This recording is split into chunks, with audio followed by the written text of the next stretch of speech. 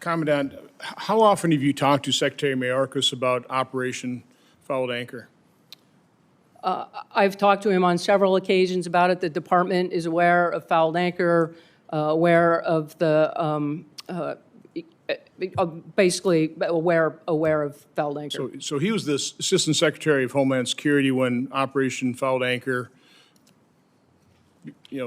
was implemented, correct? Was he aware of it then, do you know? I don't know. Okay.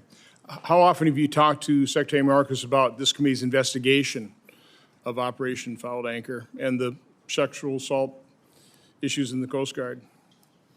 When I have opportunity to meet with him, it's not on every occasion, but we have talked about this committee, how the criticality of oversight, being responsive to the committee, and continuing to work with he and the staff at the department to ensure that we're responsive and compliant. So is your assessment that he takes this investigation pretty seriously and wants to be responsive? Yeah, he continues to, again, he and the staff continue to support the Coast Guard and work with us as we continue to work with the committee to be responsive.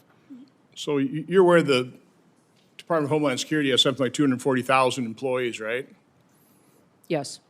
Has he offered any personnel, investigatory personnel, paper crunchers, people in their FOIA office to help you respond to this if he views this as a pretty serious issue? So I have not asked him. I brought staff on, I brought contract staff on, and did not ask the department specifically for additional FOIA personnel. So Secretary Mayorkas hasn't viewed this investigation seriously enough to offer you help then in this? He has absolutely offered help and advice from his staff, and we continue to be engaged with the department on the matter. Are DHS attorneys, are they involved in redacting or approving release of documents? We continue to work with the department and the attorneys at the department as we work through document production, redaction, and then release to the committee.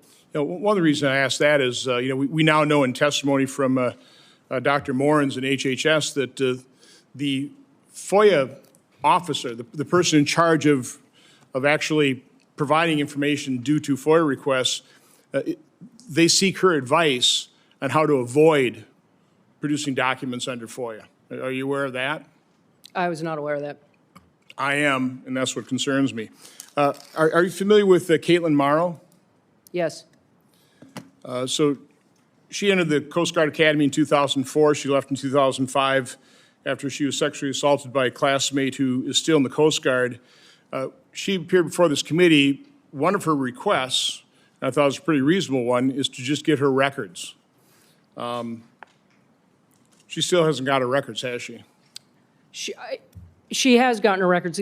As I understand, one of the frustrations for victims is they are unable, through the Freedom of Information Act, to receive unredacted copies of their own report of investigations. I welcome the opportunity to work with the committee to revise the law that is the Freedom of Information Act and provide an opportunity for victims to have their own redacted reports of investigation.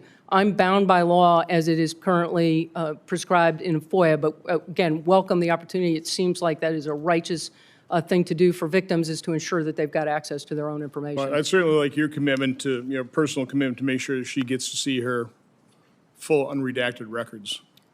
Every victim has access, that they are entitled to their reports and access as long as, their specific report of investigation. Well, I've been told that there are extensions granted on this, and still she doesn't have that access, not the full access she wants. So I guess my final comment is I would, right after this hearing, I would contact Secretary Mayorkas and make a request for significant help in terms of personnel to comply with the committee's document requests. That's what I do. Thank you, Mr. Chairman. Senator Hassan. Thanks, Mr. Chairman. Admiral, both enlisted recruits and cadets at the Academy participate